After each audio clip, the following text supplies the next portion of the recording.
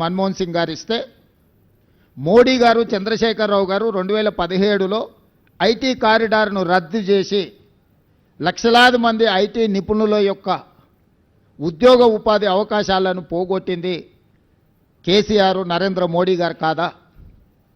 ఈరోజు ప్రత్యక్షంగా లక్షలాది ఉద్యోగాలు లక్షలాది కోట్ల రూపాయల ఆదాయం ఈ రాష్ట్రానికి వచ్చింది అని అంటే 2004 నుంచి 2014 వరకు ఆనాటి ప్రభుత్వం తీసుకున్న భవిష్యత్ కార్యాచరణ కాదా? మరి 2014 నుంచి 2024 వరకు చంద్రశేఖరరావు గారు, నరేంద్ర మోడీ గారు, కిషన్ రెడ్డి గారు, కేటీఆర్ ఈ నలుగురు కలిసి హైదరాబాదు నగరంలో చేసిన అభివృద్ధి ఏదో ఒకటి చెప్పండి. వరదలు వచ్చినప్పుడు హైదరాబాదు నగరం నిండా మునిగిపోతే కేంద్రం నుంచి చిల్లి గవ్వ కూడా కిషన్ రెడ్డి గారు తీసుకురాలి కేంద్ర మంత్రిగా.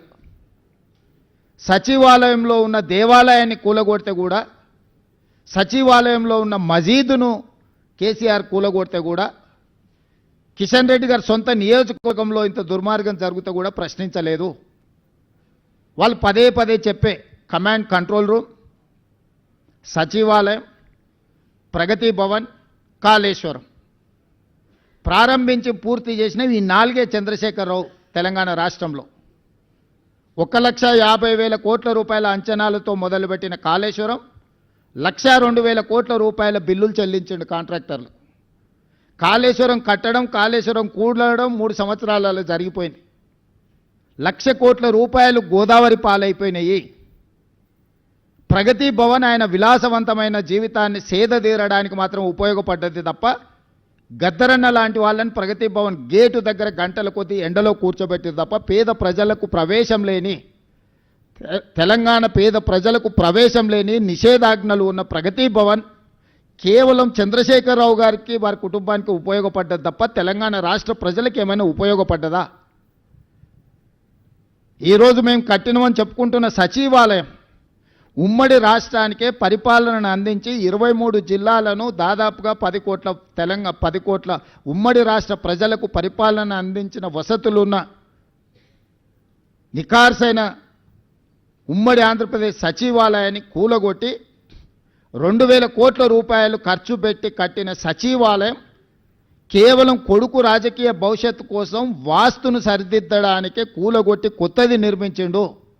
కొత్తగా ఏమైనా ప్రజలకు ఆ సచివాలయం వల్ల అదనపు సౌలభ్యం ఏమైనా వనకూరిందా? అదనపు ప్రయోజనం ఏమైనా ఉన్నదా? ప్రభుత్వంలో సచివాలయం కట్టడం వల్ల నూతనంగా ఏమైనా ఉద్యోగాలు వచ్చినాయా? ఎవరికైనా ఉపాధి కానీ, ఎవరికైనా భవిష్యత్ ప్రణాళికలకు ఆ సచివాలయం ఏమైనా పనికొచ్చిందా? కేవలం నీ కొడుకును ముఖ్యమంత్రిని చేయాలన్న ఆలోచనతో వాస్తు సరిగ్గా లేదని ఇంకా 100 సంవత్సరాలు సేవలు అందించగలిగిన భవనాలను కూల్చేసి, ఎల్ఎన్టీ లాంటి సంస్థలు కట్టిన భవనాలను కూల్చి ఇప్పుడున్న సచివాలయం కట్టిన పేద ప్రజలకు ఆ సచివాలయం వల్ల అనాపైస ప్రయోజనం ఏమైనా వనగూరిందా?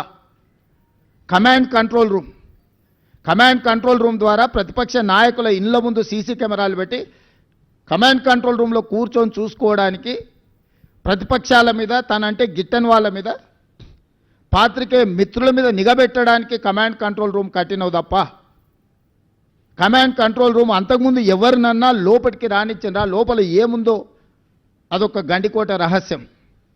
సద్దాం హుస్సేన్ ఆయన లాంటి వాళ్ళని 6 మందిని నకిలీలను తయారు చేసిండంట ప్రాణరక్షణ కోసం.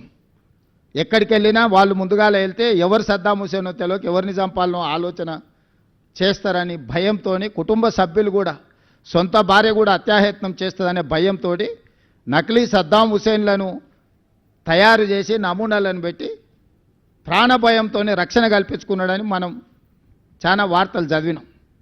ఇలా చంద్రశేఖరరావు గారు ప్రాణభయంతో తనను కాపాడుకోవడానికి ప్రగతి భవన్లో బుల్లెట్ ప్రూఫ్ అద్దాలు బాత్రూంలో కూడా పెట్టుకునే పరిస్థితి వచ్చింది. ప్రతి వాళ్ళ మీద నిఘబెట్టాలన్న, తొంగి చూడాలి ప్రైవేటు జీవితాలలో తండ్రి కొడుకుల ఆలోచనతోటి టెలిఫోన్ ట్యాపింగ్ కానీ, లేకపోతే కమాండ్ కంట్రోల్ రూమ్ కానీ కట్టినరు. రైతుల కోసం 1 కోటి ఎకరాలకు నీళ్ళు ఇస్తామని చెప్పి 1,00,000 కోట్లు ఖర్చు పెట్టిన కాళేశ్వరం కూలిపోయింది. ఈ 10 సంవత్సరాలల్లా ఈ తెలంగాణ రాష్ట్రానికి ప్రయోజనం చేకూర్చే విధంగా ఏ ప్రణాళికలైనా కేసీఆర్, నరేంద్ర మోడీ గారు, కిషన్ రెడ్డి గారు కేటీఆర్ గారు చేసిండ్రా? పోల్చి చూడండి. 10 సంవత్సరాల మా పరిపాలనను పోల్చండి, 10 సంవత్సరాల వాళ్ళ పరిపాలనను పోల్చండి, విశ్లేషించండి. మీడియా మిత్రులు మీరు పూర్తిగా ప్రణాళికబద్ధంగా ఒక్కొక్క డిపార్ట్మెంటుని అగ్రికల్చర్, ఇరిగేషన్, ఎడ్యుకేషన్, మున్సిపల్ ఇట్లా ఏ శాఖకు ఆ శాఖకు విడదీయండి. ఏదైనా ఒక ప్రణాళికతోని వీళ్ళు ఏమైనా వ్యూహరచన చేసిండ్రా? 16,000 కోట్ల మిగులు బడ్జెట్తో అప్పచెప్తే 8,11,000 కోట్ల రూపాయల అప్పుతోని మాకు అప్పచెప్పారు. ఏ ఒక్కరోజు కూడా భవిష్యత్ ప్రణాళికలను ఏమైనా రచించిండ్రా?